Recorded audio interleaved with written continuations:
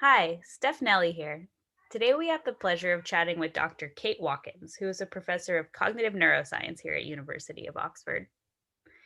Language is the primary way humans communicate, and Kate's research focuses both on understanding the brain processes that support this abstract form of communication, but also what's different in populations with speech and language disruptions. So today we're going to learn a little bit more about the trajectory that brought her here. So to start things off, Kate, would you mind telling us a little bit about where you grew up?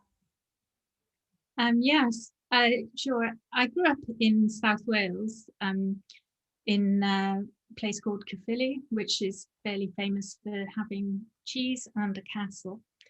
So yeah, it's quite a kind of tight-knit community growing up in the South Wales valleys, I think, and I still have a lot of family who live there and a lot of friends from school who are still in that area. So I do go back there quite often these days.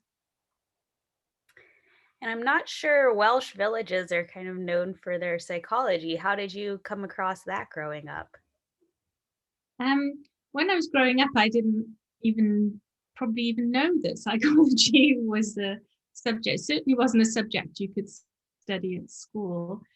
Um, and I didn't know very much about it, but I think I was always kind of quite um, scientifically curious about the natural world, about birds and animals and plants, and um, I think most kind of scientists are. And I originally studied like to A-level maths, physics, and chemistry. So I even kind of dropped biology quite early in school, even though I really loved it and I was quite good at it. I think I sort of more or less kind of forgot about it when I was in school and focused on the physical sciences. So I didn't get into psychology until the second year of my degree in university.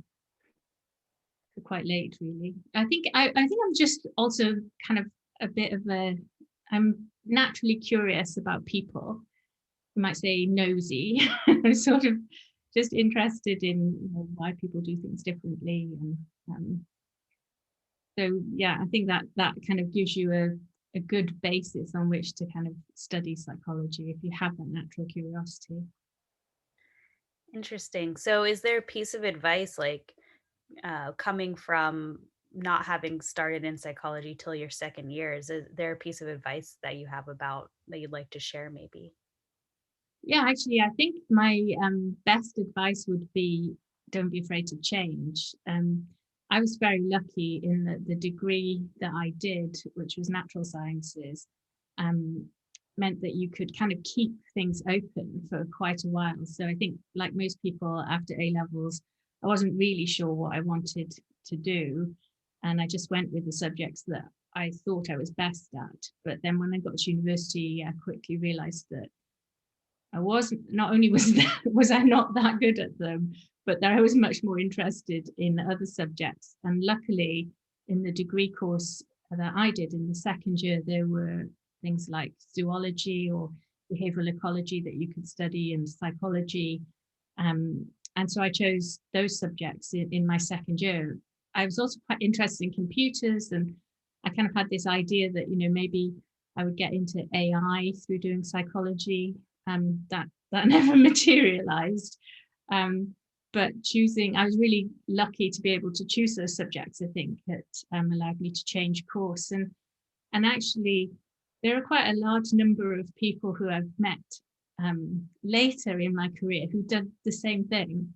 They didn't start off in psychology and they switched very late into that subject. And so my best advice would be don't be afraid to change at any point. I mean, that's quite an early change during a degree, but even later in your career, I think change is good.